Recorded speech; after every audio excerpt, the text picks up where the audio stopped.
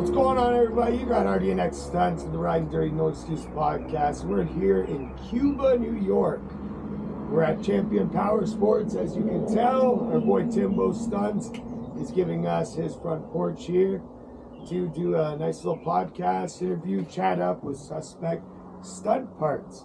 Our boy Tristan, which I'm going to introduce now. What's going on? Tristan with Suspect Stunt Parts.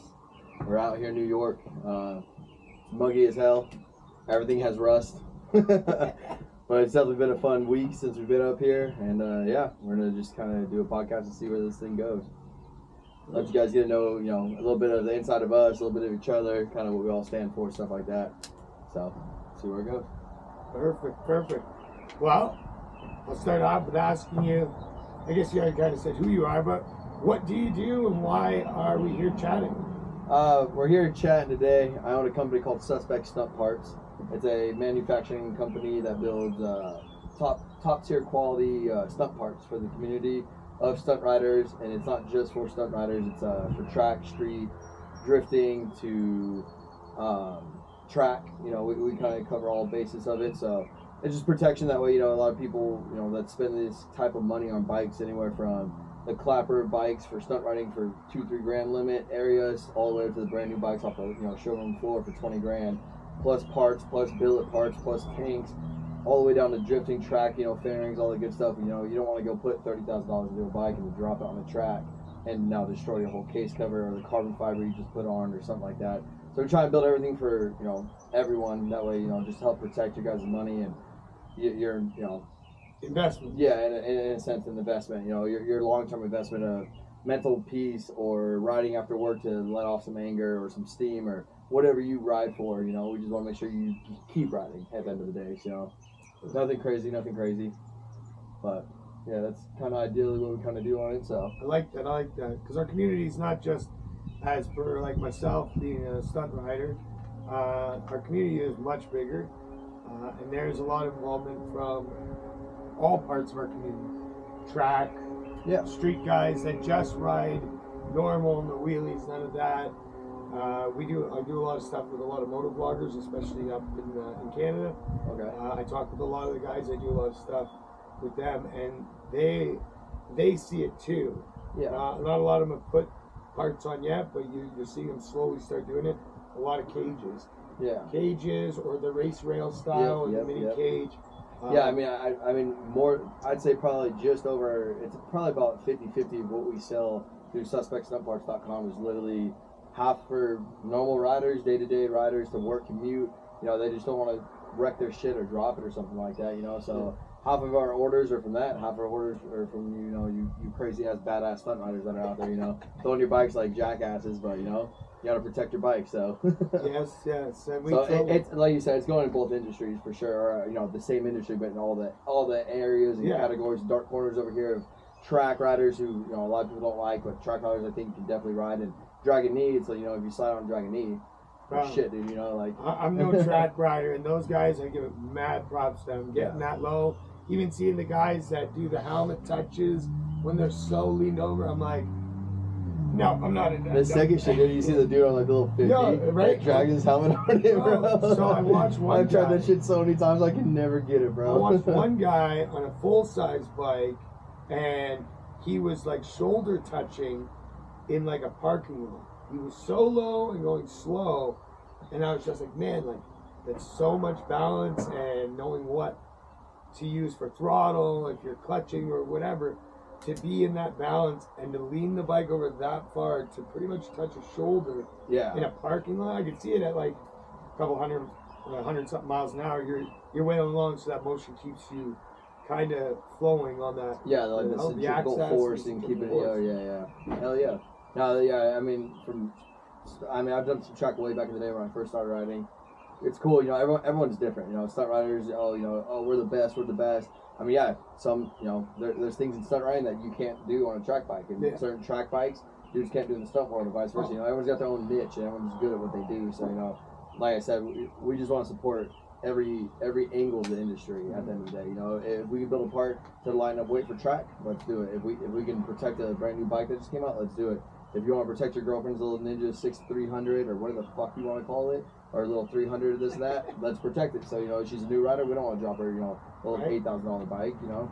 Right, and then she has to pay more money, and then fairings, she's gonna be upset that she's got to spend all this money every time. At least you're saving her from being. Well, that and then even protection, bro. Protection. I've seen people, you know, drunk drivers to people not paying attention in California. You know, being from the West Coast, you know, the riding scene's different from here to there, but it's so jam packed in these big cities that we ride in, from LA to Orange County, San Diego rides, upstate Cali, Arizona, Phoenix, Vegas, Washington, Seattle, Houston, all these big cities that people ride in. There's so much traffic that it's like, you know, yeah, when there's bigger rides, the more people see us. But when it's a couple like me and you go hit a run real quick, we're more likely to get hit. But it's like, you know, if that dude pulls out and you kind of slide your bike, well, now not only did you protect the bike, but now that cage could have saved your foot or your ankle. Like, one of the actually crazy is one of the very first FZ cages we built recently over the last like 9 months. Got back into the cage game.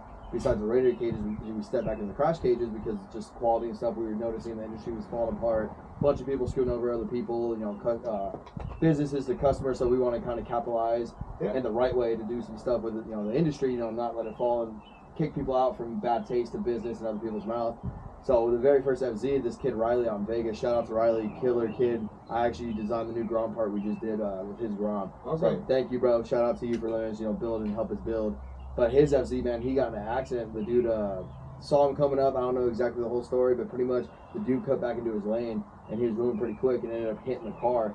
The cage literally, no weld broke, nothing. Everything folded up, you know, the front end. It hit the front end and the cage. It protected his leg. It saved his whole leg. Yeah. So, I mean, imagine breaking a knee, you know, shattering a knee and a pelvis and all this area on your, you know, from hitting a car at that angle kind of thing. Oh, yeah. It protected him to where, I mean, he got some road rash, you know, fell over. Yeah. But, I mean, he went home. He has no crazy medical bills, no surgeries.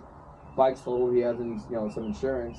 All right, you can always build a new one. You can't build a new you know. So that's it. It's cool to see it in use in other ways too. You know, it's kind of shitty situation, but a big win of it is you saved your leg. The human went home, the person went home, and then the bike's always rebuildable. You know, bro, you're doing better than most of the big threes in these countries now. You know, with all the 1,000 airbags, but the cars fold into like a little box. Yeah. You know. Yeah. I see it as, you know, for us in the long term, it keeps riders on the road, and it keeps confidence in a rider that, you know, if I do go down, I have that protection, not just for the bike, but like you say, for yourself. Yeah, peace of mind. You know, when you step on, you know, throw your leg over that bike and that kickstand up every day or whenever you ride, it's just that piece of security that goes with you no matter what, you know. So that's a selling point we like to try and take. You know, it is a stunt part, is what a lot of people would say. It's really not. It's just we're here to help protect what you bought, what your money's into. So that's a little about, you know, that's a little about, you know, what we do in Suspect. Is the goal is just build top tier quality product that isn't skipped our material sizing to powder coat to the hardware. We try to run everything domestic, keep it all American. You know, we're American founded, we're American made. I'm ex-military. You know, I've served, so I'm very big on the American naming, you know, behind it. So, you know, we go all grade 8, you know, and a lot of people, grade 8's made from China. We buy from a direct supplier out in Texas that literally makes everything in-house and then, you know, in a bolt machine. Yeah. And, you know, there's a couple other companies that we know that do that, and other companies skip out and go like the graded 10s or, you know, all this cheaper grade 5 shit, and it's just, that's what's ripping motor mounts or breaking this and tweaking, you know, it's, we much rather spend a little bit more of the money, lose a little bit more of the profit range or whatever it be, to make sure that your long term. Yeah, the long term of the, you know, the cage isn't rusting out of bolt or destroying this or bending like nothing, like a, you know, a paper tack or a paper clip. There we go, paper clip. You know, just folding right up. We much rather lose more but invest more in you guys, because now your bike held up on this record how many times? Now you came back for 4 more cages. We want the longevity of this. You know, we're not here for the quick dollar. Don't get me wrong, everyone loves money, but that will come. We have other industries and other stuff that we're already into as well. Stunt parts, we just like doing it. We rode a long time, we don't ride anymore really. I don't personally ride. I just came out here to New York, actually rode with you guys yesterday. Rusty as hell, you can even ask, you know, ask Redneck over here. So everybody knows that this was our first weekend meeting as well. Yeah, there you go. I've been watching his page for a couple years now because riders that I ride with, bunch of Corey, Red Shred, my guys love them both. Savage as well. You do stuff with him? Savage Sons? Oh, yeah. We just got him up out in Tennessee, right? Yeah. Yeah, we picked him up. Crazy kid, bro. That kid is wild. Wow, After seeing the video, his like million view video of him always eating shit. Where he comes out, and then he's still holding on. I'm like, That right there, I like that style of riding. There's this kid named Brat from Stump Farm way back in the day when I rode. That kid was just so awkwardly fluent in sketchiness on the street. And you know, there's other riders out there, but like I just love that style to where I mean he'll slip and fall, but catch himself and still keep the trick going, or just throwing like a sketchy move and like you know, running 60 psi like I was saying yesterday when we were riding. Like that was a fun time because not many riders can, but it's so sketchy. You have to be so fluent in your handbrake to the clutch pull to the re-push of the bike and lean back over here and push on your foot here to save all these roads. You know, the roads are never flat or perfect. Never. So Savage was one of the kids that I saw and I was like, holy shit, like I like the style, I try to do it myself and you know, some fun shit. But it's like when you take it to the next level over what I can already do, I look at it and like praise it to where it's like I much rather have that kid run our shit, not only to protect him, but it's sick to see that motherfucker just throw a bike this way or drop back like this and almost fucking die and save it. And then he's over there laughing, red bombing in the gas station, and then goes back and literally does it again, just saves it and literally rides a circle right there. You know, you can't beat it. You fuck up, you laugh it off, and you move forward to the next one. So and that's good vibes. I feel like that's old school vibes in this world. We don't have a lot of old school vibes kicking anymore, but there are for the young. There's a few youths out here that have old school vibe. I put him with Sloppy's a little crazy too. He's got that like all over the place. Yeah, across the street. And he, well, I don't know how he catches some of the stuff he does, and he always pushes the limit. Yep. And I like seeing that. I think that's my favorite part. And every time I go out, I know that's what I like to. It's not just, oh, I'm going out to ride. No, I'm going out to ride, push the limit, do the best I can, feel good about myself. And if there's people watching, I hope they're smiling, laughing, and like loving it. Yeah, 100%. You know, just what's the word I'm trying to look for? Like not a motivation, like an inspiration. An inspiration. You know, like even if no one's watching, I'm doing it for myself no matter what. Yeah, when I rode, it was cool. You know, riding for a couple companies and getting paid and being sponsored enough from companies to flying us out to this spot in Texas or to this ride. It was cool. You know, I'm no name, big name dude. You know, there's Jason Britton, killer dude. Kyle Slager. You know, Mike Jensen with Red Bull. You know, Romain Durrett overseas. You know, all these killer big name dudes. There's a few in between. You know, Wyatt with Top Notch. You know, I love Wyatt. Me and him actually worked together back in the day. Watch that kid on FYI go to the Cowie, which is a different animal, and you know, went into this unicycle. And the crazy thing is, I don't know if you ever really spoke to Wyatt too much or like interviewed him. He's actually fucking petrified of heights. Really? Scared of heights, man. Literally, and it's funny. Like, and I'm like, bro, you know what? Why is it so hard to get this trick? We used to be at a lot, and I'd be riding it. Like he's like, get mad, you know, loading up, going home. And I get it, you know, so you don't hurt yourself. And I'd be like, seeing the next day at work, I'm like, hey, bro, you know what? Why? And he would say it. And I'm like, as mind you, we're pipe fitters. We're 40 feet in the air, throwing up some pipe for, you know, sprinkler fire protection. Then I'd be laughing, like shaking the lift and shit. But it makes sense, bro. I mean, think about it. You're on one wheel doing a unicycle, and that kid's killer at it. I mean, Wyatt kills it.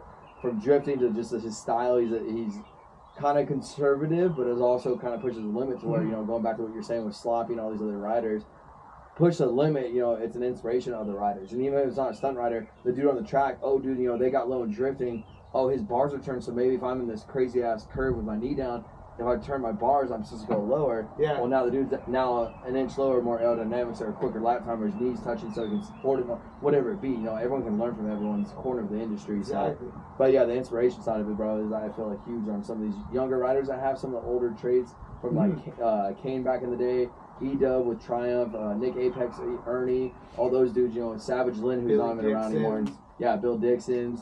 You know, a couple other dudes, and it's just cool because it's like there's a few kids that just have it naturally. Yeah. And there's some of the older dudes, you know, I'm not old, I haven't been in the game too long, but there's dudes that have been in the game for 15 years that are still rocking and keeping it going. And there's other dudes that just kind of let it die, and, you know, they do their own thing now. Which is, you know, it's not, this isn't a forever thing, you know, and that's what a lot of people think. Oh, I'm going to stunt ride forever. I don't stunt ride, man, I'll be honest. This is the first time stepping over a bike, like going over and popping over one wheel. Yeah, I mess around the ladies' grom or some bikes that come to the shop, we'll test them with a new chain sprocket, stuff like that.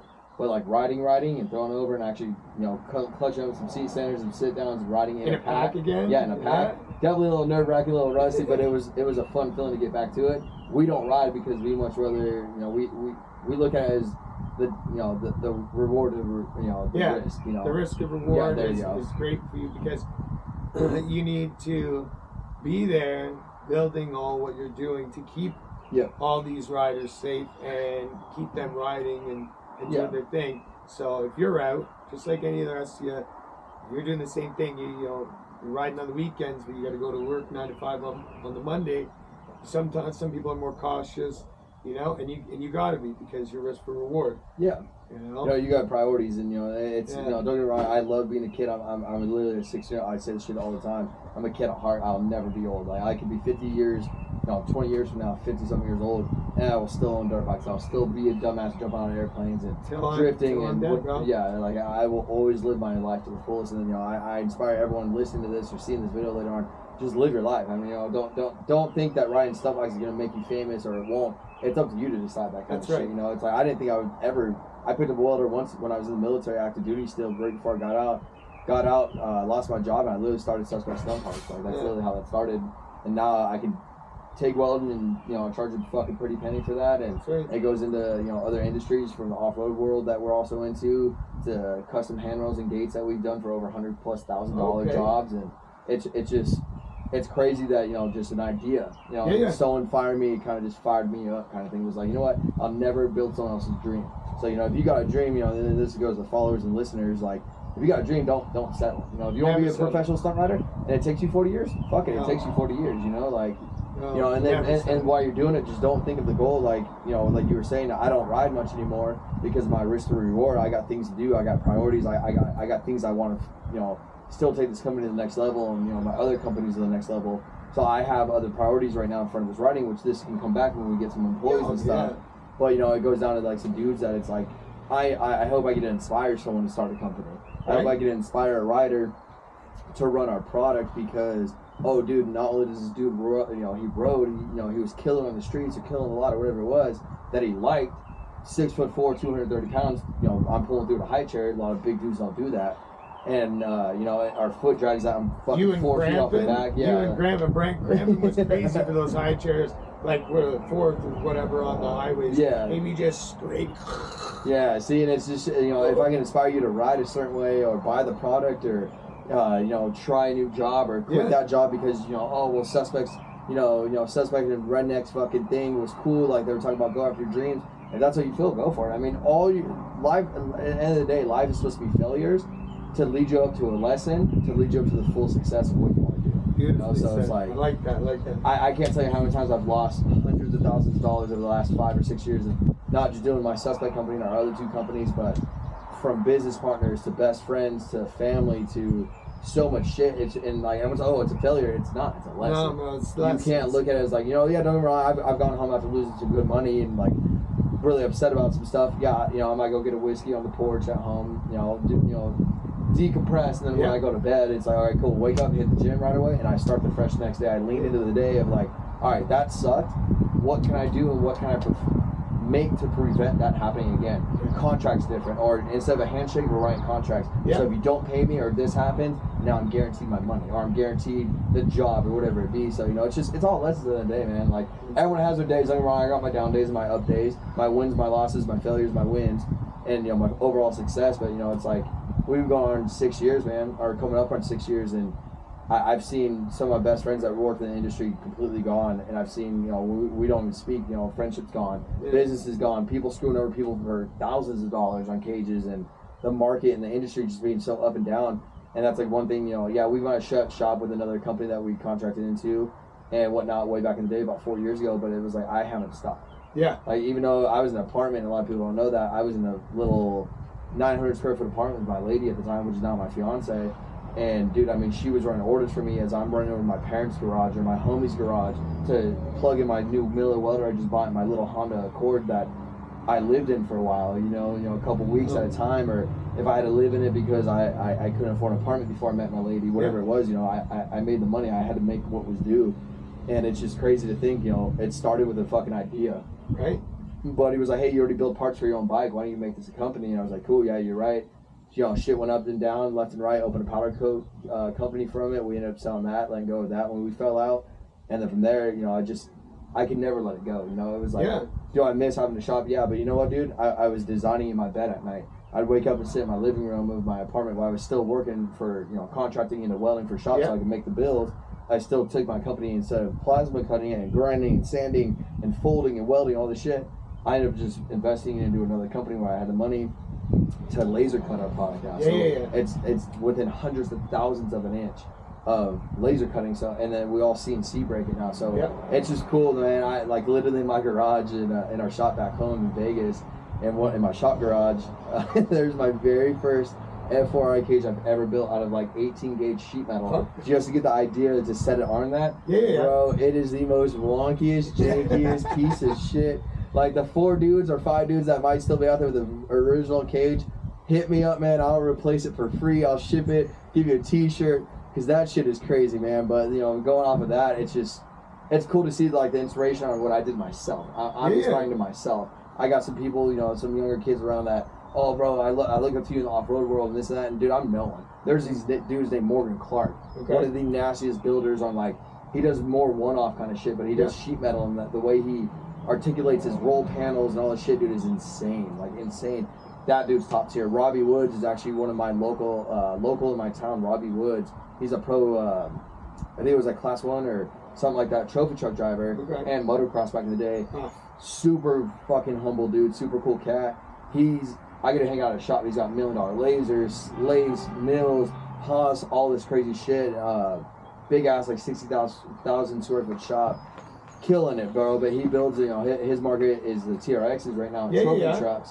So he, you know, he does this, and I mean, dude, I get to go in, and I think, you know, I'm not the best, you know, like I was saying, there's dudes out there that, you know, inspire other people. You know, I've gotten to inspire some younger kids sometimes, but then I look like, oh, who are my inspirations? Like, you know, instead of getting your head big, be humble and look like, okay, I started here, that product was here, now it's here, but I still have all that way to go compared to these other people, and they think the same way too, you know, that's how they're always getting better. But Robbie, man, that dude, he lives down the street, you know, I get to go to his shop about 10 minutes from the house, and I mean, me and him will just kind of shoot the shit and literally just kind of catch up, you know, on a trip we were just at, or he's out of town, kind of see each other's Instagram stories, we'll just kind of catch up and then kind of shoot the shit on, hey dude, you know, I might need help on setting up a suspension I've never done, or something like that. The dude will literally teach me.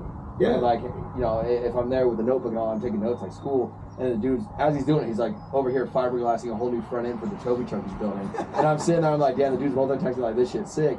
But you know, it's good to have people like that you look up to, or even help you on, like, I consider him not only a friend, but now a business partner, and into a sense, or even a business mentor. I've hung out with him now almost about it, more than coming up on 2 years, but like in the last year, I've really listened to what he's been telling me. My whole Suspect company has changed completely, dramatically, in such a good avenue and a good, like, upward angle, just off of the stupid stuff, or not stupid stuff, just small things. Simple things. Yeah, simple things that, you know, I'm doing it this way, and having names and, you know, stuff like this, to where it's like the broad perspective looks at it like, oh, I don't want to buy that cage from Red Felon. You know, like, that was my Instagram name. But it's like, you know, if I'm trying to sell my name and my brand, which is me, who wants to go to the name Felon? It just doesn't match. Or Suspect Stunt Parts. Okay, that fits this one industry, but now it was like, I try to make a company called Suspect Designs to go do handrails and stuff. These, you know, most of these dudes in Red Rock Country Club, which is a high-end neighborhood in Vegas, they're millionaires.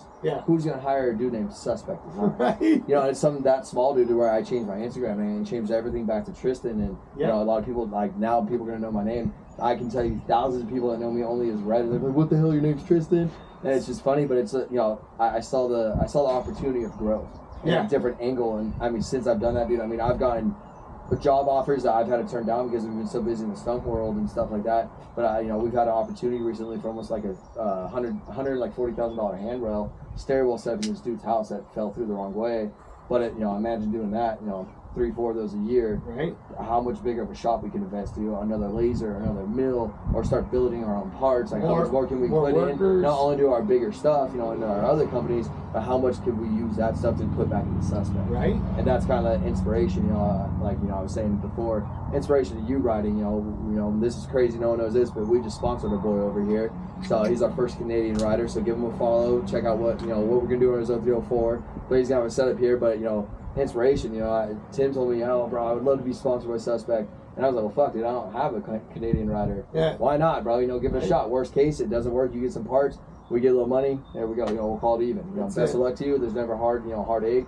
There's just no point to have hate in the game, to where it's like, now if me building you that part and you see it and it inspires your boy to buy something from me, and that's supporting me, well hell yeah dude, that's the goal here. That's the whole goal. And it's not even for me to have the money, it's for me to be able to take, you know, let's say we profit $200, that's $200 that I can go buy more powder coat and stock, or I can stock 5 more cages in black So now when Jimmy, Timmy, and Ruth order these cages, it's out the door in 2 days. Exactly. You know, so it brings shipping times down and stuff like that. So that's ideas inspire that, and even people that want to start their own company or want to do online businesses or podcasts like you're doing and travel the world like we were talking about at breakfast earlier. It's like, don't be scared. Like you're gonna fuck up, you're gonna lose, you're gonna have hard days, but I've had them. yeah, it's just I don't know. It's that mentality to where it's like, my boy says it best, who's in the Navy, like my brother, he says it best, when it rains it pours, and motherfucker, we're dancing in the rain. And it's literally what it is, bro. We love the rain. It's where we thrive. When you're uncomfortable and you know that like God and the earth and everything, just the energy is just fucking pushing and like making it so hard. That's a threshold it's trying to get you through. There's something in that threshold when you get through it that you're gonna be better on the other side. So don't stop. Don't think you're losing. Don't think you're not gonna make money. You know, it's gonna get tough before it gets easier, and that's like a lot of people don't have that mindset. And that's something hopefully I inspire some people with, is like our overall goal is like just go after it. Like you know, try. If you wake up and try to be 1% better than every day or the day before, you're gonna be better. 1%. It takes 1% to be better than the day before, and eventually all those little wins will add up to that win, and then you rebuild it, and then the bigger one, and the bigger one. You know, the overall goal, man, is land, huge shop, companies, stuff to where I don't have to work. So when you guys want me to come out here, we ride. That's it. Yeah. Or, hey, bro, I'm coming in, the States. Hey, bro, don't even worry about it. I'm flying you. I got 3 bikes in the shed that you can go rip. Or, hey, bro, bring out you, and, let's go ride out here on a private event or a private lot we got. Yeah. Something like that. And that's just for the street world. We want to get involved. Like, Robbie Woods is the dude I was just speaking about. He's got a buddy that's trying to build an off-road park. Like Eric out here at Champion Power Sports, who just brought me out here to talk stuff with his business, drift team, and all that stuff. And we might be going Big Indian boys. Yeah, Big Indian Drift Pit. Yeah, killer dudes. Killer shot. But, with them, he has like, I think it was like 190 acres or some shit. And we were just driving through, and I was like, dude, you could like make a fucking trophy truck track in here, a motocross track, right? And you could just rent it out $10 a head kind of thing. Or, me and you want to go make a drift video and the new trophy truck, or this pre-runner, or whatever. Robbie Woods just built one. We want to bring him out here. And this is a park where he can jump this shit 150 feet, swing a berm, all this, whoop sections. And it's just visions that it's like, oh, all these dudes have these ideas. Right. So it's like, just okay, put them together and work. Yeah, and that's it. And all these dudes that have these ideas, they don't stop. Yeah, they got their bad days. They got the days we lose money. Same like me. Everything's at a different level. But, it's like, if I complain to you, you have your own damn problems. If you come to me, I've already probably gone through your problems, and you probably went through my problems. Right. So it's like, why complain? Why can't bitch about it? Just keep going, yeah. Because you're never gonna get to your dream without the work. Like myself, I know.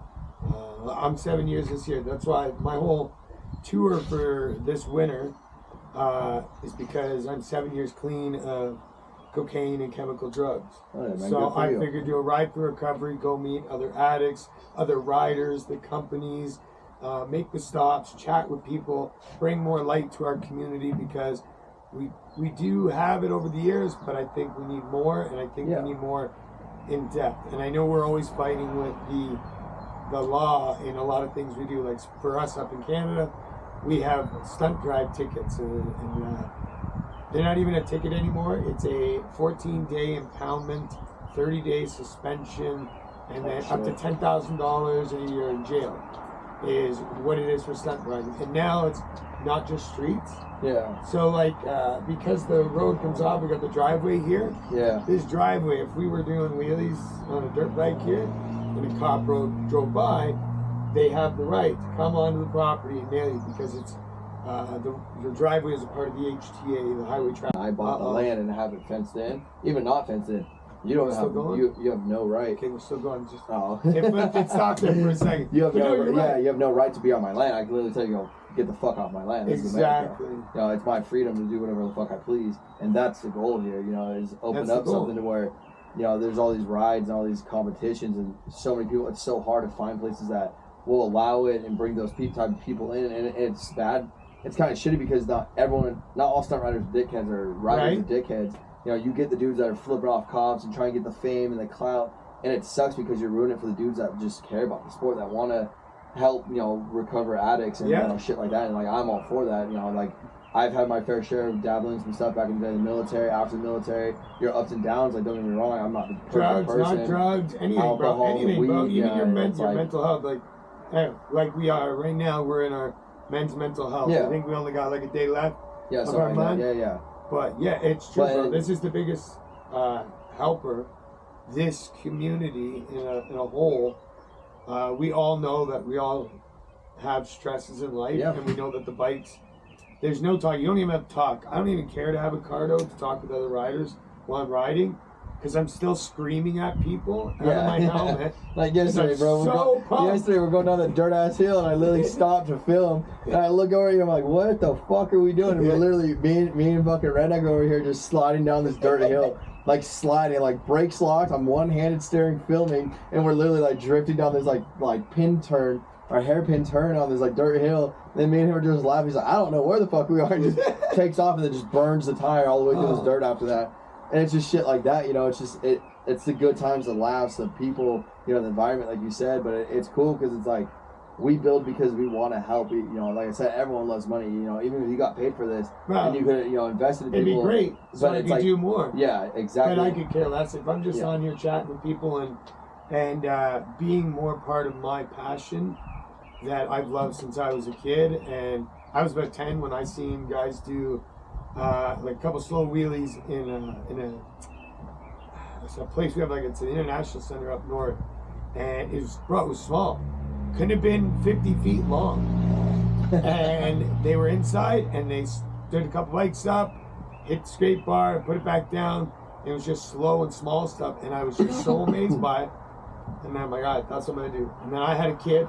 My thing in life where I started going one way, I had a kid at a young age, and then I fought and fought and fought. I fought the mother, I fought everyone around me, and I kept riding. I got my first bike, second bike, and then by my third bike I was fully into stunting. I was rolling burnouts and stunts everywhere. No, man, you know, it sounds like, you know, like a lot of people say that, you know, stunt riding saved my life, and some people don't get it. Some people understand it. Some people have a different walk of life. You know, I wouldn't say it saved my life, but it definitely helped me in my life on certain angles and stuff like that. You know, I didn't grow up like some of these dudes that you hear about, like on Bike Life and what's out of New York, workout stunts. Workout stunts. Yeah, I love workout, man. I met him. Yeah. He's such a humble, chill bro, Right? dude. We met in Albuquerque through Stunt Farm back in the day, because I don't know if he still rides the Stunt Farm, but that's how we met. Yeah. And I mean, just like his walk of life and knowing all that, and then down in California, I can't think of it, the dude's name out there, but it's like Bikes Over Bangin'. There it is. Okay, Bikes Over Bangin'. yeah. Yeah, I haven't met him personally, but one of his like founders or boys with him that helped him get it there. He rode for Stunt Farm Rough Riders, and one year we did a Murder Biz out there, which is a Stunt Farm ride. Yeah. We went to Watts Tower, which is like real gang, real affiliated, and like, you know, the dude there was like, hey, Bikes Over Bangin'. Went and talked to like the, you know, the main members out there, and was like, hey, look, we're gonna have a bunch of people here. We're gonna do drifts, circles, all this crazy stuff. And it was just cool to go back there because you got all these younger kids coming out from all different types of walks of life, races, all that cool shit. Man, it just came together, and they're just, you know, standing on the bleachers filming. I'm over here on a Supermoto a KLX 450. Yeah. And I'm just swinging this shit, bro, just drifting it. And literally, my boy, I was on an F4i that they loaned me through the team. I kicked this other young cat off the 450 because he wasn't doing shit. I was like, I'm gonna swing this, and I show it. My boy Brock was like, what the, in the video you can see him like, what the, where do you get this from? And I'm just drifting this whole lot, man. And then Ryan from Stunt Farm was out there swinging his 0304. You got dudes across that whole walk of life as well. You know, like come from other angles. Stunt Farm was huge, eh? Yeah, it was big, bro. Huge. I don't know about nowadays. I walked away about 3-4-ish years, but it was, I mean, even when we were around, there was a lot of members in it and stuff like that. I feel like it was. It goes deep, bro. The roots are deep. I mean, that was the saying they live by. The roots were deep. And, you know, Cap, rest in peace to Kevin Capone and whatnot. You know, I was around that time frame. Came just after that, but you know what they built, even, you know, like fam or not, man. You know, the dude gave me an opportunity that a lot of people don't get to ride for a team and sponsor clothing. You know, nowadays everyone just gives out free T-shirts and shit, and it wasn't like that. You know, I was getting flights paid to trips. I was getting bikes built for me. You know, I was being helped in other ways. That, you know, while I'm working a full-time job, trying to get out of debt from the military and all the wrong I've already done in life, and try and better myself and learn. Fam was over there, the owner of Stunt Farm, the founder, you know, helping get my bike ready that I had in California. I had a bike in Vegas. I had another bike out in Arizona. So every time we travel, he would just buy flights, or hey, bro, here's some gas, or he'd be in Vegas. I go take him out to dinner. I'd be in Cali just for work or stopping through, ride with the boys, and he'd take me out to dinner. So, you know, and people have their, you know, things. I have my own things about, you know, who he is and things and whatnot. But at the end of the day, the dude gave me an opportunity that I'm blessed for. You know, it helped me get this to where this is. Right. And that, you know, I can't I'm not going to give every credit and every person that's helped me with an idea or this or that. It's not going to go down to that. Because at the end of the day, I'm the one who still brought the fucking idea to life. You did the hard work, I did the, you know. But the few people I do have, like Robbie Woods is a huge dude in my world right now that I'm very blessed to have. My woman, my fiance, is my #1 supporter, man. I've been with her just coming up for 5 years. We just got engaged, and congrats. Thank you. We were out in Maui, and that was a fucking trip, bro. That was fun. She's never been in something like that. That girl was just smiling pictures. The happiest I've ever made that woman so far, bro. And I just can't wait to keep doing it for her. But like she knew me stunt riding when I was stunt riding, and then I stopped, man, right when I met her. And actually, she texted me yesterday and was like, you know, her being my biggest supporter, she's like, you know, why do you like? I texted her something. I was like, hey, it's just not what it is anymore. Because I couldn't wheel it. The bike was a little not adjusted. It's just been so long. You know, I'm so competitive that I was getting so fucking mad yesterday. I couldn't catch the right balance point or do what I used to do and pull through and hop down, frogger, all this shit. And I just didn't feel comfortable. You know, and she's sitting there, she's like, babe, like, you're fine. Like, you know, I know you're competitive. Like, you're going to be okay. Like, and then she asked the question. She's like, well, why do you leave the industry? You know, why'd you stop riding? And then I went into, like, you know, my priorities, like we were just talking about, and being an inspiration eventually down the road and stuff like that. And it kind of hit me to where, like, I think on the way back, I loosened up because I'm like, you know what, man, even if I don't do good, I'm here to build some parts. Fun. We built some Grom cages out here, right? You know, and I'm here to just enjoy. Like, I met you, I picked you up, you know, as a sponsor, and met Pat over there, and, you know, Timbo in the shop here, got to hang out with them for the week. You know, it was more than just like, oh, I was being selfish. You know, why am I worried about my riding? Yeah. I'm watching you laugh your ass off trying to roll endos. You know, your lady over here, first time ever riding as much as she did on her Grom, going down the dirt hill we were drifting down, thinking she's gonna eat shit. No, the Harley fucking kid ate shit, of course. But it's shit like that, man. That it's, you know, the few people I do have in my life. You know, my boy Dane. You know, it's my brother. I've known him since like 5th grade. My parents, you know, they don't really like me stunt riding. Back in the day, I would clutch up next to my mom. My mom would turn down another street to get away from me. You know, and I understand why. You know, I'm her son getting hurt and they're nurses. But, you know, my mom and dad, you know, my work ethic comes from both of them. And, like, my family's a crazy fucking, very vulgar family growing up. But, like, you know, going back to, like, I got my lady, my #1 supporter, my world, my everything. I would not be here today if it wasn't for her. Yeah. For sure. I mean, I've had my days where, I mean, like, I've gone to her and I've cried, I've laughed, I've had my days, bro, and it's, without her, I don't think Suspect would be a thing anymore. I might probably either let it die, like a lot of these companies have let, you know, they just die instead of selling it, or I might have sold it for a couple dollars. Yeah. But, you know, I'm still doing it because of her, and, you know, since she's been in my life, I've had so many other opportunities of other companies that I've opened and closed and opened and closed and lost and won, and all the wins to where, you know, now we got 2 full legal companies. One's all fabrication, one's all stunt parts. You know, they're in the same kind of world, but, you know, fabbing, we do off-road trucks, like I was saying, all that. So she's, like, really everything, man, and I'm blessed to now give her my last name and pretty much make her my last name and give her dreams, you know, as kids and shit down the way and whatnot. But, you know, until then, it's like she got her business, she got her business. So it's like now, while she's going through her shit, I can inspire her to learn this or try this. And that's the cool shit. That's like my whole thing of this whole thing, bro, is just to inspire people. I love money, I love cages, I love this cool shit, man, I do. But it's like, if I could die and I know that 100 people started a business because of a podcast or something I told them once in their life, fuck it, dude. Like, all the money, all my success will come. Doesn't even have to be 100 people. But that's what I want to die. Inspire one person in life. If you can inspire one person in your life, and that person pushes farther than they were going to before, then that's it. Yeah, because it's like having those right people, like I was saying with her and the Robbie Woods and my business side of it, and just a good friend that I can go vent to about stuff at times. And, you know, he checked me once on venting on some stupid shit when he was like, stop being a dickhead, drop your, you know, be humble, drop your guard, and tell me what the fuck's the problem. You know, don't waste 30 minutes of my time, because his time's valuable. He's gone, like I was saying, he's gone through the same problems. But he's gone through them, so now use them to a better advantage. Not take advantage of them, but use them to my advantage. And be like, hey, dude, look, you know, this isn't right. What is your idea of how to get through this on money or ideas or design, whatever it be? So now it's more of a business friendship that I've grown with him. So like my best friend Dane in the Navy, you know, the kid was into drugs a lot, you know, going off of what you were talking about. And it's cool because I can relate to it, you know, like I was never really into drugs, never came around it. Grew up on the east side of Vegas, you know, around some, you know, some stuff, seeing it growing up back in the like late 90s, early 2000s. Moved to the west side, being blessed. My dad was a nurse and busted his fucking ass to get, you know, was there. I never went without, and I definitely didn't not have. You know, but I didn't grow up fucking white privilege. And all these kids. My parents definitely did take care of me. Bro, I mean, the second I was like 14, bro, me and my brother started our own little business. I paid my whole way through lacrosse, like pretty much all the way through high school, traveling the states, all this shit, my own car, my own insurance, my own gas. Mind you, I wasn't the best fucking kid either. Yeah. I definitely put my parents to the ringer on me, you know, being the second son. But, you know, going off of that, man, it's like my brother Dane was into drugs a lot, man. We lost our best friend who's on my arm, Josh. I've known him since like 4th grade, and I had an issue with fentanyl by accident on some coke with a girl. Well, you know, rest in peace. And I think about this kid every day. You know, he was into music, got into Apple Music, was actually making a career, like changed to this, and like was gonna make some money, had a huge potential, and it was just one. God wanted him more than, you know, for us to be here, you know, kind of thing. So, you know, rest in peace to him. And, you know, it messed me and Dane up really bad, and, you know, I was scared to lose my other best friend. And like my brother, and I was like, hey dude, like you're a fucking bum, like you're not doing shit, dude. Like, and I'm very bluntful to so many people. Now, a lot of people say I'm a dick or a prick, and it's not, bro. I'll be honest. Bro, I love that. I love that. I love that, bro. Like, I'd much rather tell you you're fucking up, or if I'm fucking up, drill my shit, make me cry, make me hate my life, whatever it be. But then at least I know, like, okay, I'm not doing good, or like I can reflect a little more and you know, fix it. But, you know, he was into some drugs, man, and he turned his whole life around. He wanted to learn how to weld after we lost Josh. So I came up to my shop out in Boulder City, Nevada, which is right on the outside of Henderson and in Vegas. This is where our shop was, right by the lake, because we go ride jet skis and all this fun shit over there. But he came out probably for about 2 months straight, like two times a week, because he lived on the northwest side of town, and me and my lady at the time lived in Henderson. So he'd make the long hour drive, teach him how to weld a little bit. You know, he was picking up. We had a bunch of random shit, so it was free. I just told him, hey, throw me $100 every 2 weeks for the bottle of gas and wire. You know, pitch in to help out, right?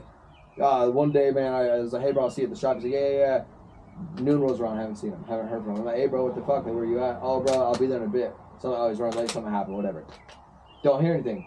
And normally, like, I think it was like Wednesday. Normally, we go to some beer. We always meet up on Wednesdays and drink some beer together at a bar.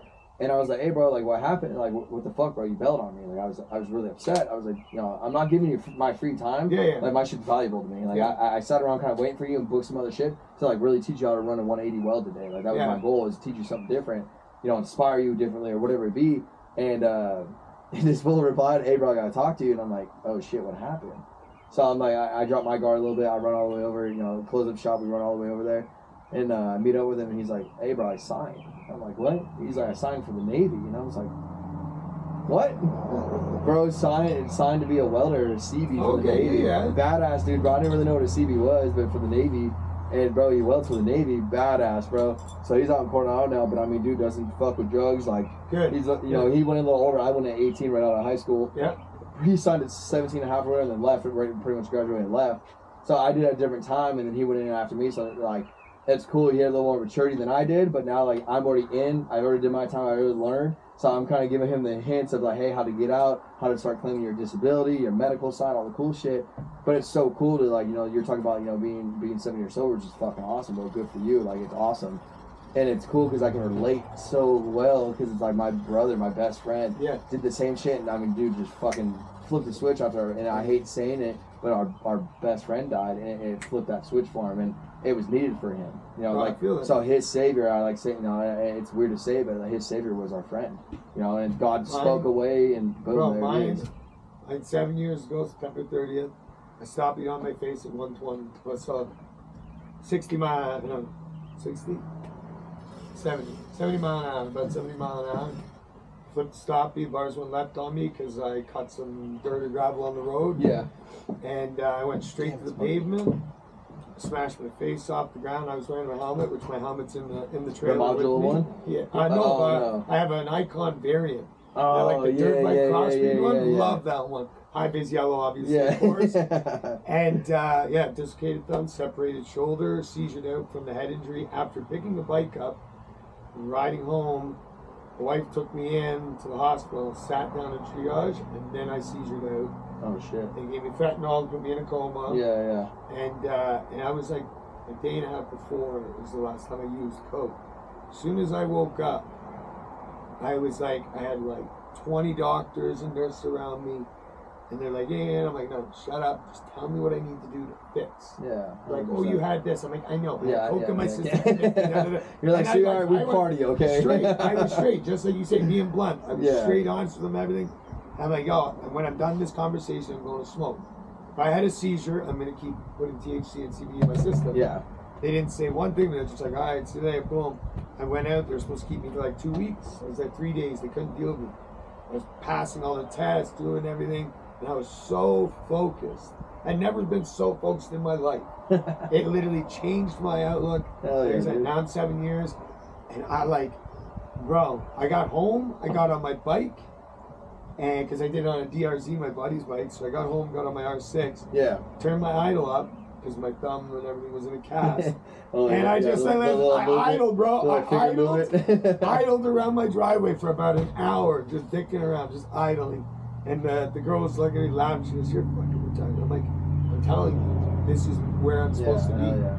And 7 years later, 4 years or 4 or 5 years of that with no big bike, and I've just pushed and pushed and pushed. Bought another big bike. She's a beater, clapper, limiter Lucy, and I love her. Yeah. So we got White Whitney. You did hit a crazy Larry for me. Yeah, I did. You did hit a Larry for me the other day. I love Larry's, like that. man. I did like that. I love That Larry's. was cool. They're Yeah. my favorite. And my favorite thing to do with Larry's, which messed a lot of guys up, and you've seen that when we were at the Stop the Lot with a ride, is when someone's doing a Larry, I run in and I circle with them. And I like to eye to eye, you know, get that focus, because then everyone else around you in the crowd, as an MC, everyone in the crowd is like, holy shit, that guy's in the middle. What happens if the bike takes off or blah, blah, blah, blah. Well, I'm not worried about that. Yeah. I'm not thinking I'm about just anything. hyped, bro, yeah. I'm thinking about, man, bro, we're locked. You're solid. You're doing good. I'm sending those lives. Yeah, keep going, yeah. keep going, Be keep on the going, same keep going, wavelength keep kind of going. thing. Hell yeah. You know, you really feel something. Well, it's cool, bro, because I hate saying it. Like, I don't hate saying it, but it's like a lot of people can't Larry. And they're scared too, because it is, bro. Imagine that tire catching, but it's You like, see, it's fucking, nasty, it's so nasty addictive, Nate. bro. It's so addictive. Nasty Nate, something. He's a young guy. Can't remember where he's from. Not Nasty Nate from down in Florida, but I think he's like junior or something like that on this side. And dude, guy's killing. I watched him doing a Larry the one day. The video's up somewhere. He's Larrying, and he gets fucking high-sided, thrown from the bike, and then the bike takes off and keeps Larrying itself on its side. Oh, shit. And you see him, and he's doing this, and he's waiting, and then he jumps on his bike. That's fucking. Oh, you remember the yeah. one? He's on the side. It's still, and he's trying to hit the kill switch. And he's still trying to Yeah. Like, I remember seeing this when it came out. I don't know the kid's name, but yeah, it's like it's Nate. I think it's Nasty Nate, but it's not like it's Nasty. Yeah. No, I remember that because I mean that's like the cool thing with Larry's, bro. Is it's like, yeah, can anyone do it? Anyone can do it. It's just the balls to do it. Bro, you have to, because it's pure commitment. That's like stunt riding. Everyone says, oh, you got to commit, but it's like, no, it's not. Like, this is a whole different animal because your motor can blow off the side, and piston can shoot through the gas tank. Like, there's so many variables that come into this, but then once you just hear that, and you have that G-force ripping you, bro, it's just, and there's nothing in it in the world that's like it, bro. That's like, my favorite thing. I'm like, and it just sounds everybody so else good. goes like this. Even the Harley guys, they bang limiter, and it's only seconds. Yeah, when you sit I'm in like it, this, and I'm like, and you sit in it, bro, and it just goes, and the smoke builds, and then you come out of it and only get into more drifting, and even if you just keep it, and you just kind of break it down a little bit, and then swing the other way, and just, or even just the build it where it's like, and then it goes, the build up of it, because you see the bike spin, and you're getting the momentum, and then it's like, all right, I'm ready, and it just, yeah, bro, that shit's so funny. It's just, Harley sounds sick, don't get me wrong. Some of the Harleys, like on the Busanis and all this crazy ass exhaust nowadays, it sounds sick. But I'm sorry, bro, there's nothing that sounds like a fucking limiter on an 0304, a 13 plus, an R6, even an F4i with an exhaust system. Like, right? Nothing, bro. Even stock BMWs. My only other favorite thing is the FZs and like 650s and some of the 2 cylinders. Yeah. Bro, because it's that halfway between. It's like you got sport bikes, which are sativa. You've got the hybrid, which is the MTs and stuff like that, the twins, and the triples that have that throat. So it's like kind of still sporty, but it's more Harley. The Harley is the Indica because it's like, on a couch, bro, you're going to sleep. A little different, it's a moving couch. You didn't think that, right, Ron? I always got something for that. But, Larry's are a different beast. They either, if you can get them up, the worst thing is high side, which I've done so many times. They Yeah, suck. I mean, the best thing to do, I mean, it's literally proven, when in doubt, throttle out. Just Bro, lay just the hold throttle. And if you get scared, just pull your clutch and then just fall into your foot leg. Yes. If you're going to the right and your foot's on the ground, you fall in. Just fall in. Literally, just that, or just fall and move your foot in front of the bike so it doesn't take it with you. Yeah. But that way, at least if you're on the ground, then it can go that way. You know, the bike will go that way, or you fall and run that way. It gives you a little second of movement, you know. And, Exactly. But yeah, dude, Larry's are addictive, bro. I mean, I definitely popped my 0304 motor on a full frame we built out of New Breed, which is no longer around, which is one of my old business partners and buddies. But yeah, that bike I built, bro, was just an animal, full top end build, like everything. Thing had a full Leo Vinci exhaust system we got on it, full TIG welded, just fucking thing was nasty, bro. I miss that bike so much, but I popped, I think, 2 motors because of Larry's. Like, literally, bro, I just got it, but he ended up selling the frame on the bike when I was trying to get it through him after I was done with my F4i, series in my life.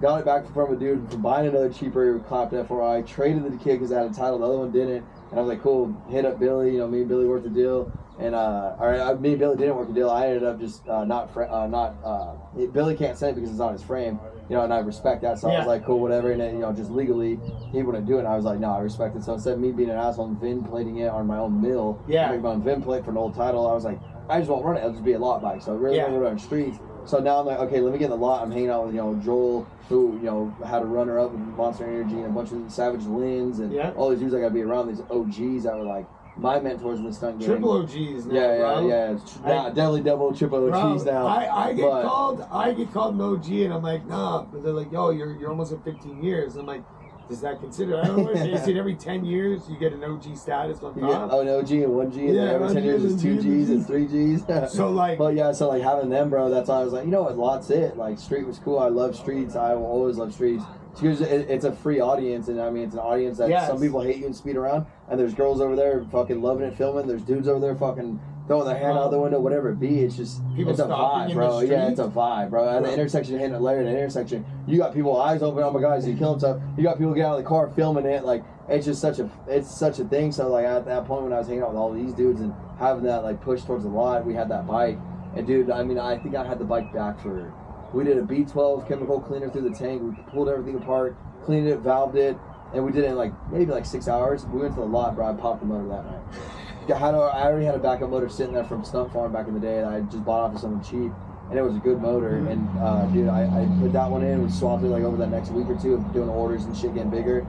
Some powder coat, you know, is when we took off, and it was about 2 weeks or so, bro. Put it in, and I'm not kidding you. I popped it again. I think a week later from a Larry. You know what's funny? I was like, dude. After I got taught how to do Larry's and drift and feet up, bro. I used to, man. So I was so pissed that shit costs a lot of money to pop a motor. To the Brazilians, chat with Brian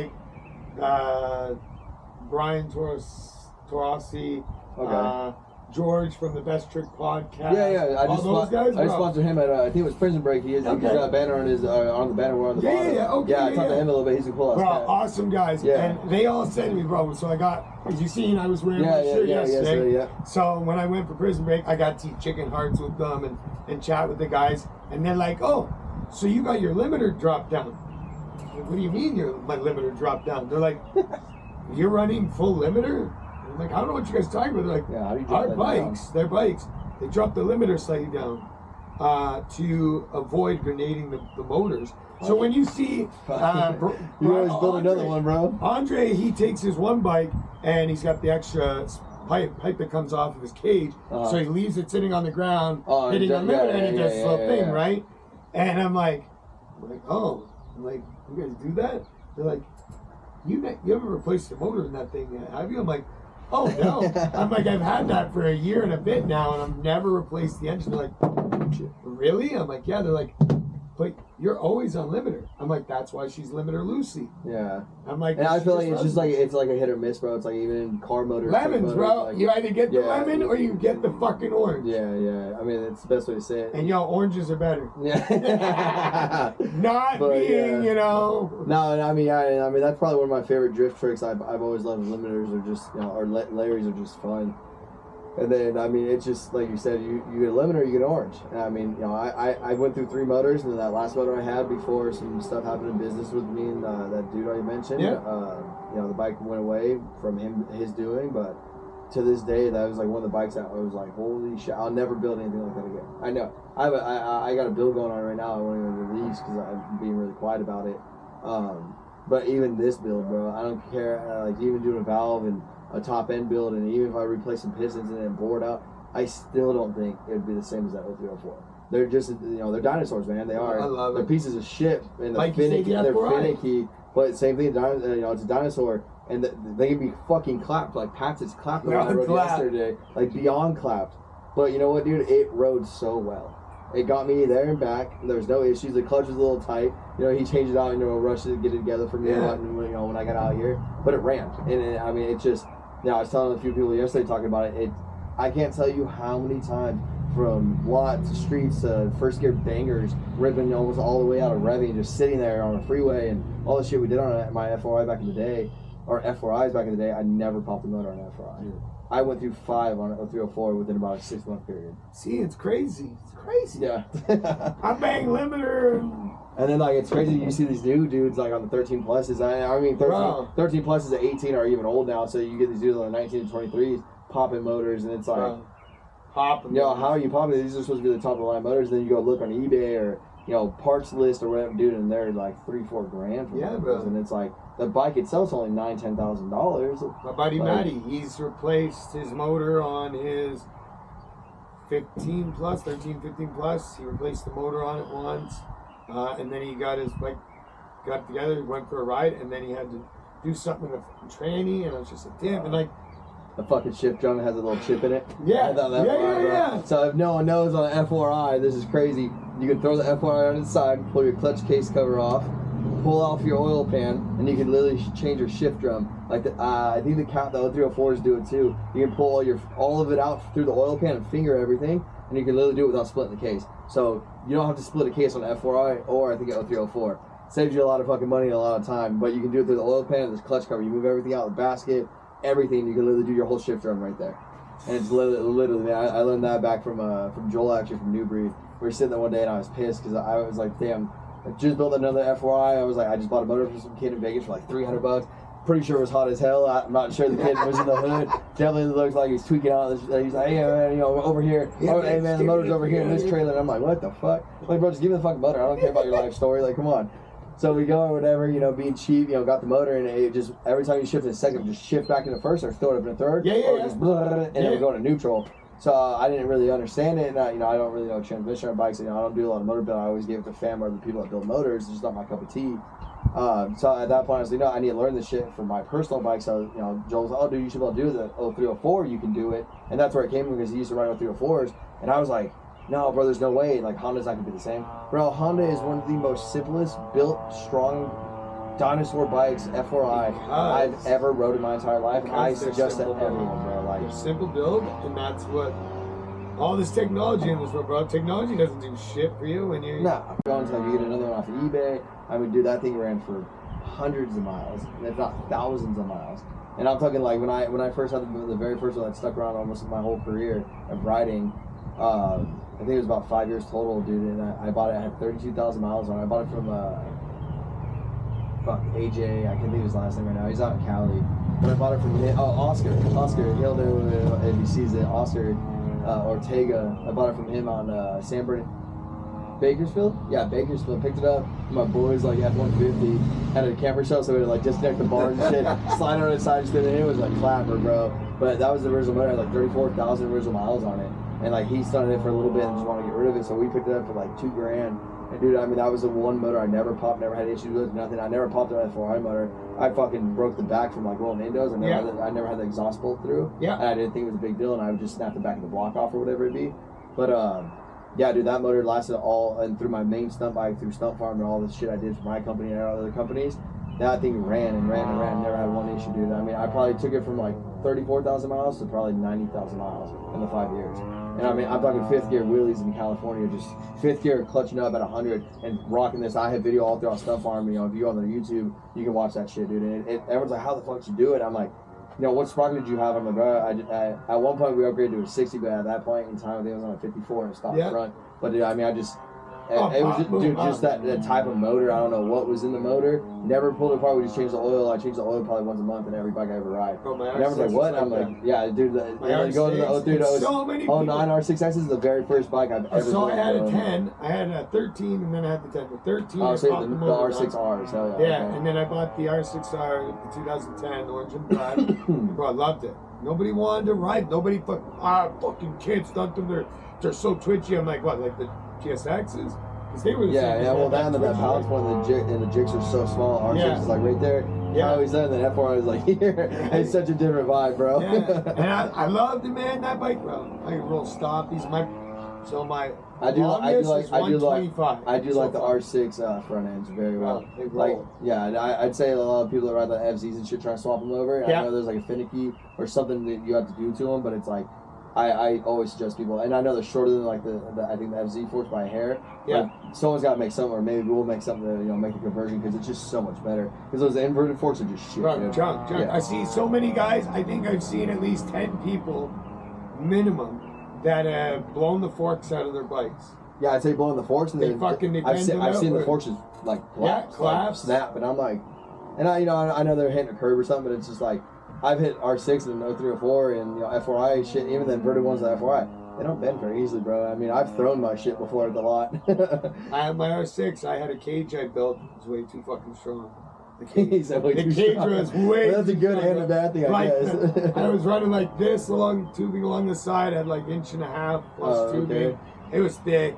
And I built this bitch, and man, my crossbar that I built was just too low. So I came up. I was practicing circles, and I came up and I slammed down real hard, and the forks had compressed, shoved the rim and tire up into that crossbar, and the crossbar was so strong that it pushed the wheel back out and split the forks, so they were bowed out. And I'm like riding around, and I'm a finicky. I get on people's bikes, they're like, hey, pass off. I get on their bike, I move about 10 feet, and I'm like, take your bike back. Your forks are fucked, or they need fluid, or this and that. How do you know that? I'm like, because it feels like the bike wants to do this when I'm trying to go this way. And it's that fight back. And the F4Is, so my buddy, his was like that. I'm like, bro, fix it. Oh, it's fine. I'm like, bro, fix it. As soon as he switched to the 954 front end, he calls me up, he goes, bro. Or even the CBR 1000 and 600s. He's like, bro, my forks were fucked. I'm like, yeah. I'm like, and you're supposed to be a bike tech, bro. Yeah. He goes, I know. I went through some front ends. I'll definitely say that. I went through 7 or 8 front ends, and I was like, what the fuck? Yeah. And I was like, you're coming down hard, brake checking yourself by accident, or eating shit in the lot, or on the street, and constantly. They blow out quick. The seals blow out quick. I mean, they last, but it's like, pulling it out, and I mean, you know, if you were to just pull the silver shaft portion out and just roll it, bro, I mean, you can see the wobble in it. Yeah, it's like not flat or straight in the tubing, and I don't know, maybe they'd probably cheat out on it, but at the end of the day, they work. But yeah, I mean, like rolling Indos, like I think the best bike I ever rolled. Diddy Lee will say this one's a Jixon, bro. To this day, something about just because they're more top and front heavy. Yeah. And just the fork and the brakes. I mean, you can put any brakes on it you want. I love Brembos all the way around. But I mean, I remember he had his, and he used to talk about when I met him through New Breed, and he came and hung out with us back in the day in Vegas when we were in Vegas. Yeah. In Vegas shop before we moved off to Boulder, and cool ass cat. Loved it. He's good people. And yeah, dude, I remember him like talking about Jixon. I'm like, no fucking way. And we had Jay Obama, Jason, my boy. He was with New Breed for a while, and he had his own Luigi Confidence, my first powder coat sponsor, and he's been around for the whole thing with me, and he's a killer dude. We've had our ups and downs, and we still talk business, and we still have our friends and boys, but he's a good fucking dude, and I thank him for everything. He helped me get my powder coat, and the color code of it looked like the TSR flag, or the Mexico flag, so we call it the TSR build, and we had some fucking nights in the shop and shit. He's funny. That kid's fucking hysterical, bro. I laugh every time I hang out with him. But that motherfucker, bro, is the most underrated big name roller, bro. He outrolled, and Diddy probably see this. Diddy might get pissed. He'll outroll Diddy. He'll probably outroll Toaster, bro. That motherfucker. There's some rollers out there in this world. And I'm talking, bro, on a stock FRI, we'll roll 400. I mean, okay. So when I first met this kid, bro, was rolling. He ended up going over at like 9. I think it was like 4th gear pin. Roll. Johan is when he took the video. Johan is another rider out in Vegas. He don't ride nowhere. He's just on his own thing. And dude, I remember seeing J Obama just going in this video. I mean, I'm talking like perfectly tall, and then all you hear in the video disappears. Then all you hear yelling, "Oh fuck!" and running up, and this fool's knocked out cold on the ground, just sliding down, knocked out cold, and he's got scarring from it all. And I mean, that dude was probably already at like 300 feet. I mean, he just, but he was moving. I mean, I gotta find the video, and you can see it, bro. He's sliding, and if he were able to just drop back an inch and keep going, but that fool probably would roll 600 feet right there. I mean, the dude's nasty. But it's crazy. He like right now that fool probably on that road. No, any bike, bro. Any bike gang. And I mean, like this dude is true any bike gang. There's people that say that shit. And yeah, you can drop back and sit down, this and that. This fool drifts, bunny hops, circle. It don't matter. Stock. Not that fool is in any bike gang. He's Belizean, is I guess how you say it, from Belize. From Belize. Bro, he's a fucking stud. And like not to stroke his dick or anything, bro, but that fool hasn't rode in so long. I can invite him out right now, build this bike that we're building that we're not going to declassify yet. I can give it to him, but hey, go break this front end in or go tune it for me. I guarantee it, him not riding it recently, that motherfucker probably rolls 500, no problem. And it's like he's just a all around rider too. That's my boy Bad Indian 636 out in Jamaica. Man, bro, so far his top over the years was 850. No stable in Jamaica.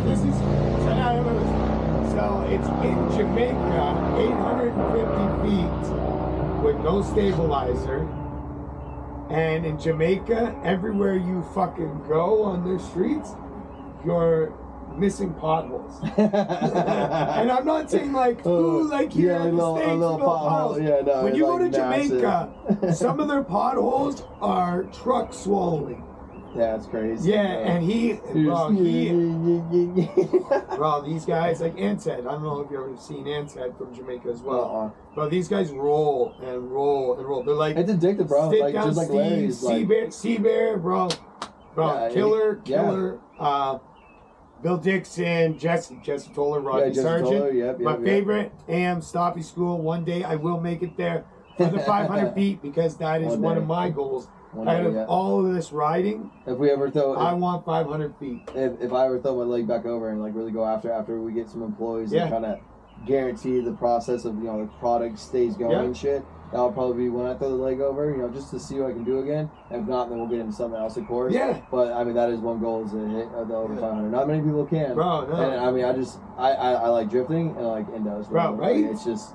It's a challenge because one day you're fucking killing it, other day, dude, you can't do shit. Last week, I crushed this ankle, had it twisted all. It's still a little swollen, not as bad now. Hey, bro, easy. And this people week, want to take screenshots and sell the shit only on feetpics.com. We got those orange Crocs to match with the gingers. Come on, that's it. That's how we roll. You know what they say on TikTok about gingers nowadays and shit. So Corey, don't worry, Red, we're all good. We're all brothers, you know. Oh, and Timbo, is he still here? We're going to say thank you to Timbo before we head off here because we've been doing good. Just so everybody knows what this is. This is a helmet holder that I get to put up. I'm going to try to find somewhere in the trailer to put it because the walls are very thin, so we're going to put some extra blocks in there and get that set up, obviously, because, being sponsored, you got to keep your product in the view of everyone. And then on the other side here, we have one of the Grand Cage sub-cages that he built out here yesterday? 3 days ago, Wednesday. Yeah, Wednesday and Friday. Yeah. Thursday and Friday. Whatever. Thursday, you know the days, people. You know where we're at. It's been a long week. Yeah, that's what I can say. But yeah, we built that out here, and we just released those on the website today. It's the first official sell of the Grom Subcage for the 2014 and 2021 Groms, and then we'll be doing the 22 to present Groms in a couple weeks. We got a 0304, or we got a KTM Duke lined up right now. When we get back, we got to finish that up, get that over to powder coat and get that installed and fixtured. And then after that, we're going to be going on to the 0304 for your bike and a couple other riders of mine. And that'll be everything from cage, sub cage, 12 bar, subframe, tank, and stay. We're going to go after the whole market on that whole bike. I know it's a dying bike and dying breed, but just a lot of parts out there. It may be dying, but people are still trying to revive it. Eventually, I might find a way to be able to fit into a badass frame with 13, but go into that, or vice versa. An 03 or 04 frame, maybe make spacers or whatever we got to do to put a 13 motor in it. That way you can keep going. I know it's a different motor. Dude, that'd be sick, bro. That'd be sick. Something like that, keep them going. But after that, then we'll bring a new Grom in, and then maybe D or Z, or RMZ or whatever the fuck they're called. Or, they just kind of, we're not gonna go after every biker, have 80 or 90 cages, but definitely have enough to go for. Hey, where you going? Come back out here. We're got a quick second. We're gonna say thank you. My boobies are showing. Yeah, it's okay. So just so everybody knows, it's the man Timbo, Champion Power Sports, who has graciously gave us his front porch here, from his front doors, to his shop, so we could do this podcast with suspect stunt parts. Sorry, He's definitely I'm sus.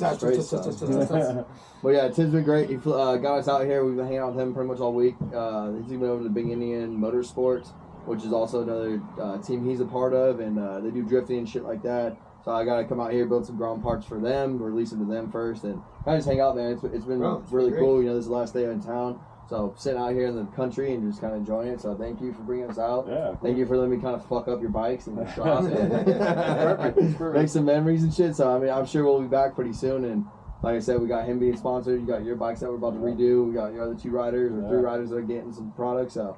Anyone needs to know, he'll be a vendor here soon. We're going to try and get him a website to sell stuff online. So even if you don't order directly through me, you can go through Champion Power Sports, you can go through the Six Shop, Street Bike Supply. We're trying to get on a few other people and some other shops as well. So just keep an eye out for it. And yeah, I mean, we're only growing. We're only going to get better. So just keep, one way. Yeah, that's it. One way, baby. That's it. So up with the wood bees. Yeah. Carpenter bees. Weird ass things. Yeah, bro. By the way, New York has some of the weirdest shit ever. I've never seen rust in my entire life from being from the West Coast. I've traveled. I went to the military in Georgia and all this crazy shit. I've seen rust, but holy shit, New York, everything's rusted. Hey. From your motorboats to your headers, it don't matter. It's fucking My rusty. favorite is he hasn't even gone north of New York yet to where I'm at. Like, bro, you want to shit. see rust? There are no boxes on the trucks. Literally. It's wild, man. I mean, it's just. 2x4s. I'm looking at a lawnmower over here on the ground, and it's like the wheels are rusted, they're plastic. How does that work? Like, that was a good lawnmower. It did some good grass cutting this morning. Yeah, it did. It made a dick in the grass, so it did a great job. By the way, don't let me have a lawnmower. I'm very childish with anything with a motor. I bet you give him a Sharpie and he's going to draw some dicks on your face. Maybe. Don't get drunk and pass out. Yeah, definitely. If you can't hang, best of luck. So. Yeah, see that? We're up top here. Suspect, riding dirty, and RDNX stunts. And everybody else that slaps them on there. Cody Cat's up there. We got Dad's Rad.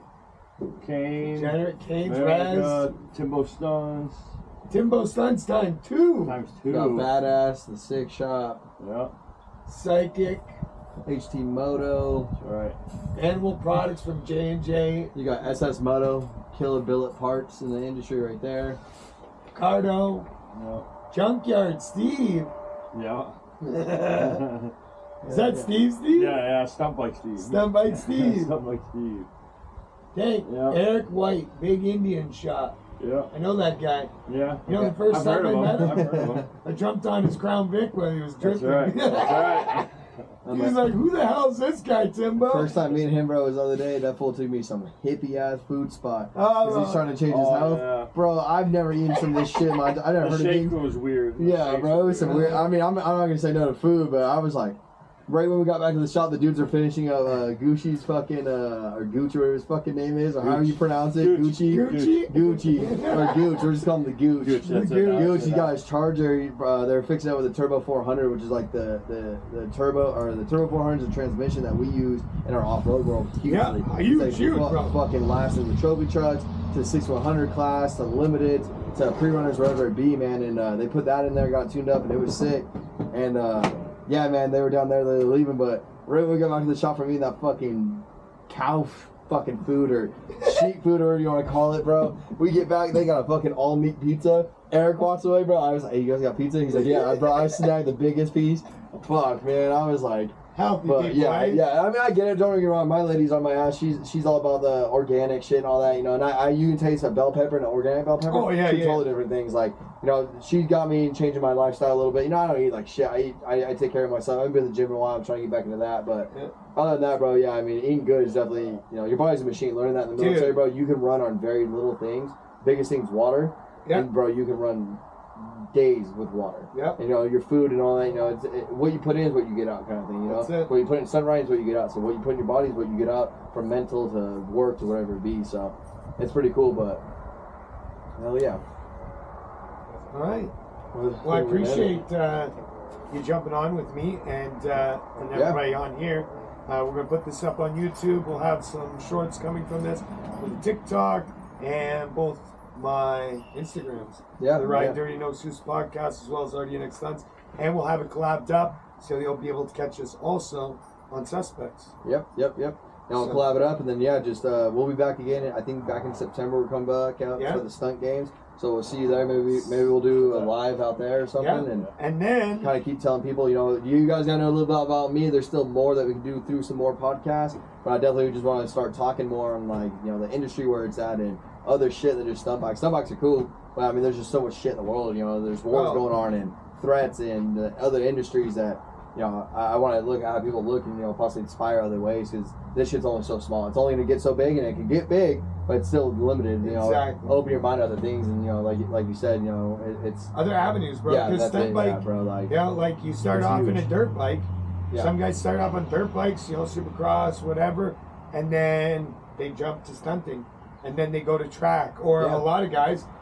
Bear, my boy Freddie from up in Chicago, Freddie G, love that guy. Fucking love him. Him and his drifting. A lot of these guys. Brian, he's got his GTO. Like all these guys got these drift cars, and it seems that golfing and drift cars is the next step. So like if we were in the NHL, about golf. I play golf. I love golf, bro. I love golf. Bro. So when we get out there, yeah, bro, absolutely. Whenever you come to the West Coast, Christmas. bro, I got you. I play golf. I haven't played. I just started picking it back up. I played pretty good for about 2 years hard. And I'm an athlete, bro. I played lacrosse. I can wakeboard, snowboard. Lacrosse, bro. Canadian sport, bro. Hockey and lacrosse, bro. Lacrosse is all me. So I'm all for that shit. But yeah, dude, I mean, golf is I can play tennis. I can play fucking any sport.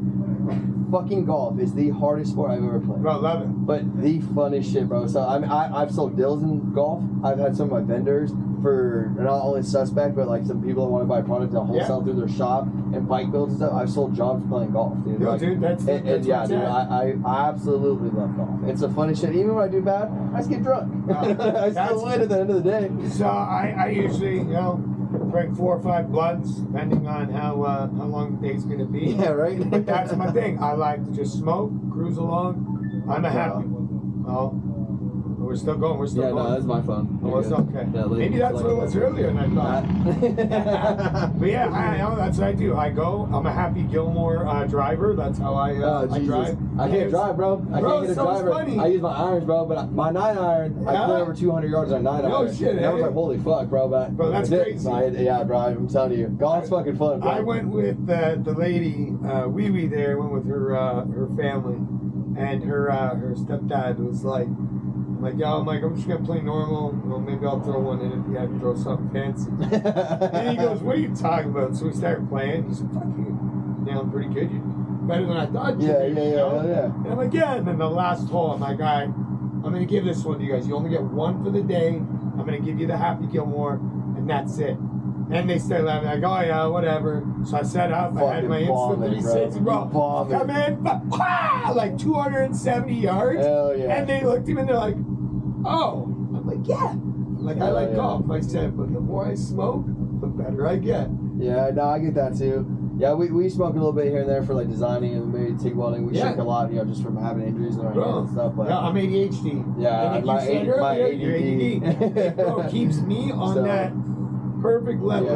If I smoke too much, I'm just like I'm annoyed with the world, and I just want to go relax and be away from people. Yeah, get out society for a second. But if I'm in the world and I have my right smoke, a little morning, whatever, lunchtime, it keeps me focused. It keeps me solid. And I was a 12-year Ritalin.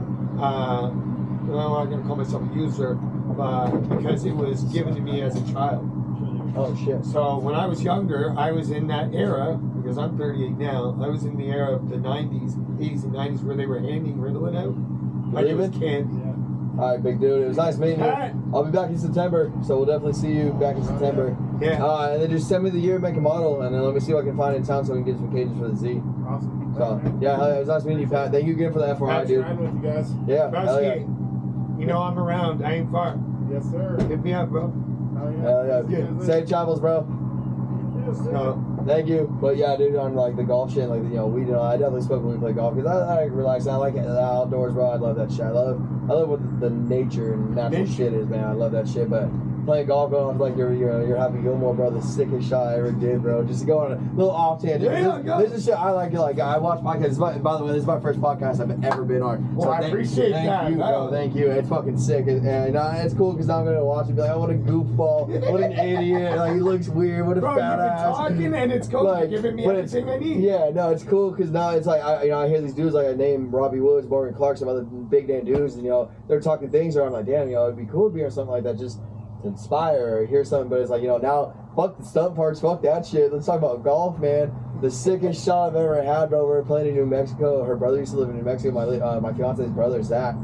And he got me into it, bro. I went and got, like, during COVID, bought like $7,000 custom tailor made clubs, fucking drivers, everything, bro. I was like, fuck it, if I'm gonna get into it, I was get into it. So we did it, man, and I played real good, like real hard for about 2 years, like I was saying. And we went into New Mexico State University and played out there. And bro, I hit this one shot, it's a water hole, fucking massive trees, the holes on those like trees.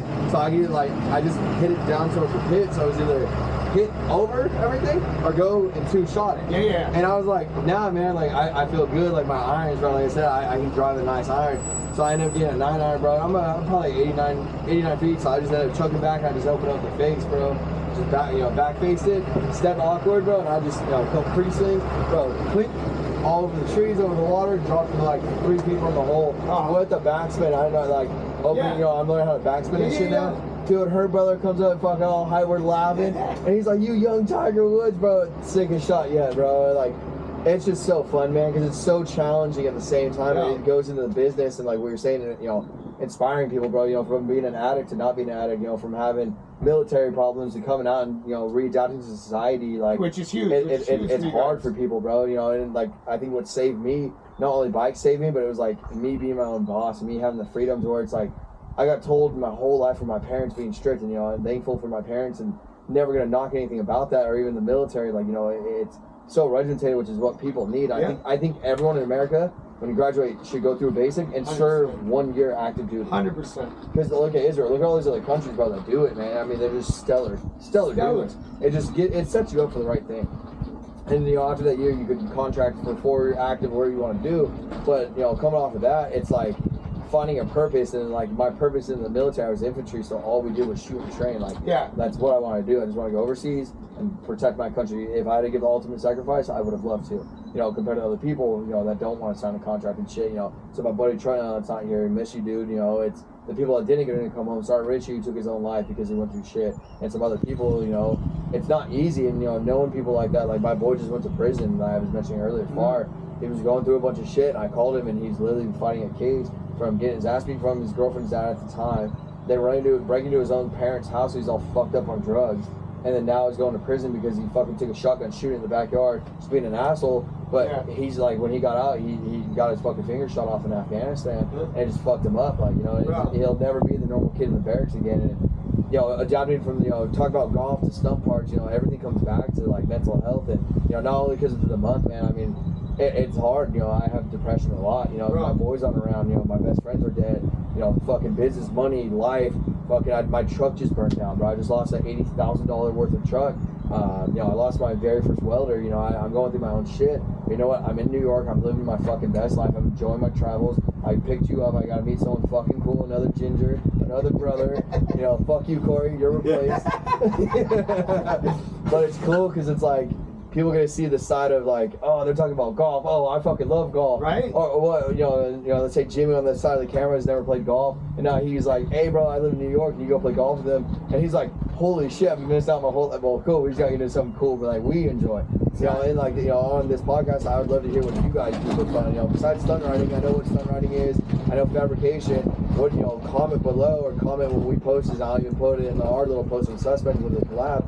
I want to know what you guys do for your mental health. Like talking about the month, man. It's not just a month; it's year round. It's year round. Like what? People in the comments, please list like, hey, I smoke and I do this, or hey, I gym and I do this. So not only us, if we're going through some shit, we can try something new. But the people that don't have people talking like we do, or friends or a couple tight buddies or whatever it be, that have that outlet to talk and vent it off or cry it out or whatever, maybe they can see your comment and you can save that person or you can help that person or whatever it be, from addictions to stunt riding to money to depression health, to suicide to all of it. Yeah, suicide. I mean, you know, Bro, mentally, emotionally, you know. So whatever you guys comment, please, it'd be awesome. You know, I've lost buddies from suicide. I've lost buddies from fucking bad situations, from wrecks, from drugs. I'm sure you have too, and it's just Lots of wrecks. whatever we can do to, you know, prevent it or even help a little bit to make it more of an environment that you want to be in life. You know, life is beautiful. At the end of the day, you're not guaranteed anything. You know, like, the only thing you're guaranteed in life is death. It's an inevitable. Inevitable